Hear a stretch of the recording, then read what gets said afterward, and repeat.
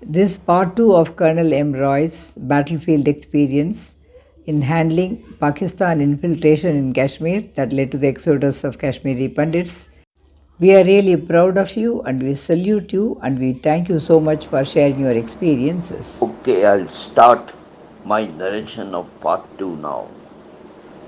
It's part 2 since it occurred within the same time frame of 72 hours of patrolling. Me and my two men, who crawled backwards and halted behind the boulder where my other two troops was there with guns outstretched. A short halt was needed to check on the physical injuries I sustained during rolling down with thorny bushes stumps in the way of my roll. Fortunately, all four limbs were okay and no fractures noticed. We infantry blokes know the kind of pain one has with fractures and house it when only bruised up severely.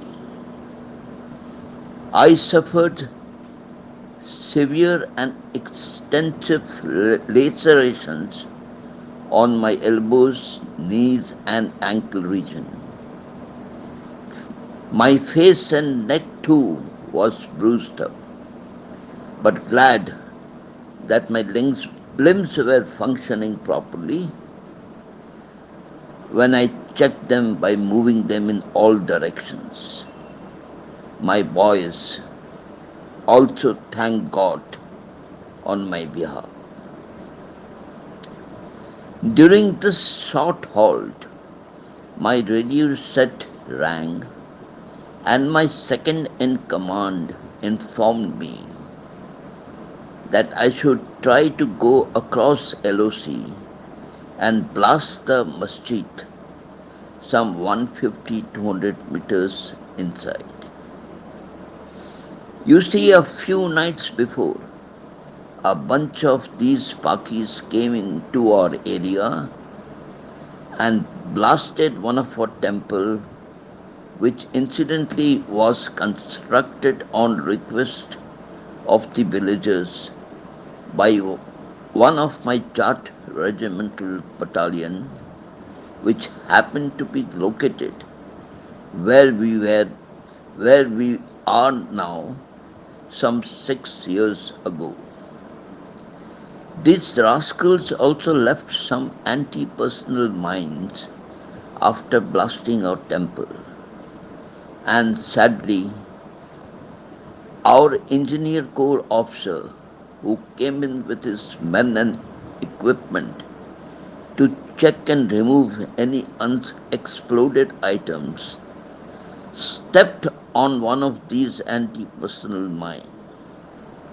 Sadly, his leg had to be amputated, and he also suffered more extensive severe injuries and had to be evacuated to the Delhi Army Hospital, where he was being treated for a few months and unfortunately died there itself.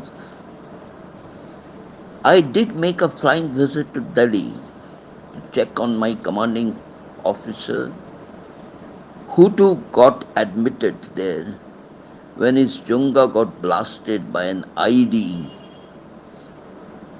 ID stands for improvised explosive device while returning from a conference at Rajouri. Obviously, it was slayed ostensibly by the terrorists who remotely activated it when the vehicle of my CO neared it. ID's as I said earlier, are called improvised explosive device and always remotely activated. Met this brave engineer officer too at Army Hospital Delhi. His wife and daughter were beside him. He didn't recognize me, rather, he failed to recognize me and could barely speak. So sad to see him in this state. More about my commanding officer later.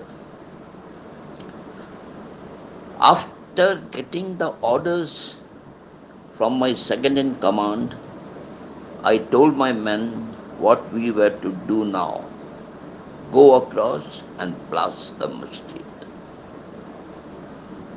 There's extensive sugarcane fields in the area of LOC of both sides. This sugarcane had grown up then and provided excellent concealment when you moved in through them. So we hit the sugarcane field stealthily and I led the way towards the masjid. Unfortunately, I must have lost the bearing and went around left and right, but the masjid eluded me. This can easily happen if you wander away even by a few meters. Masjid, the masjid we never found then, but we landed on an electricity transformer standing on four iron poles. I instantly decided that let it be the transformer now, let's blast it. Meanwhile, masjid can be blasted too as a retaliation measure some other night. So silently we prepared our PK charges like a mold of atta which could cling on the transformer easily and firmly, and finally we will light the fuse with safety fusee matches. These safety fuses matches look like any other ordinary matches, but one cannot see the flame when it's lit. One has to feel its burning sensation to confirm that it's lit.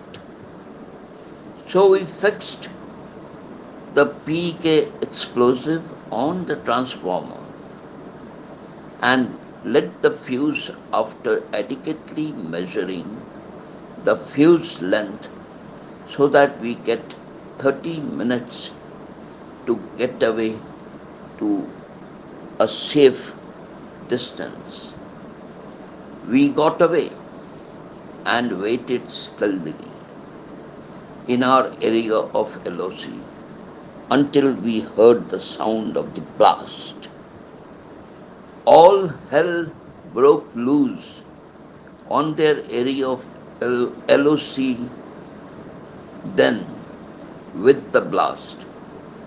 The villagers started rushing out and shouting aloud, and gunfire shots being fired blindly by the Pakis in all speculated directions.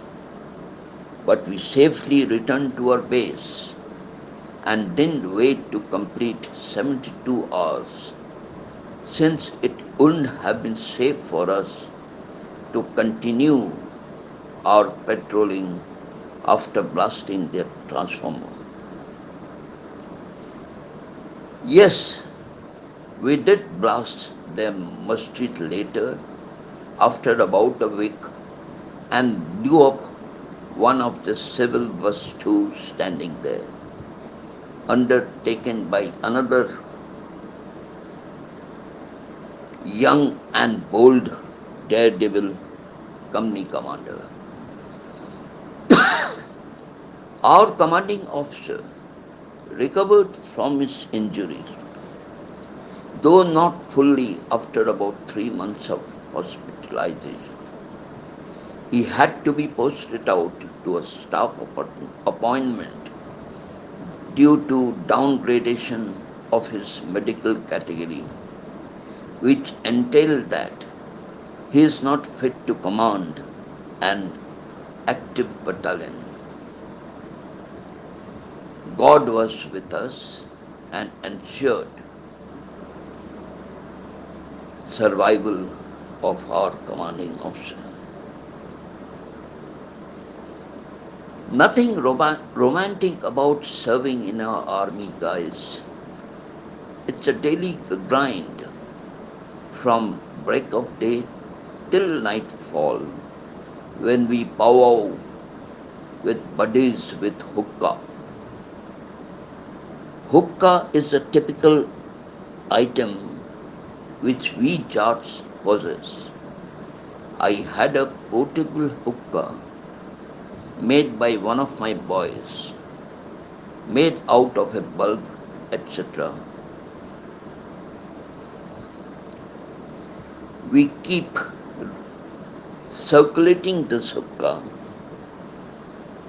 amongst ourselves as we recall the events of the day gone by. No, no bravado or romantic nor humor here. It's all about survival against heavy and unforeseen odds. Thank you, guys.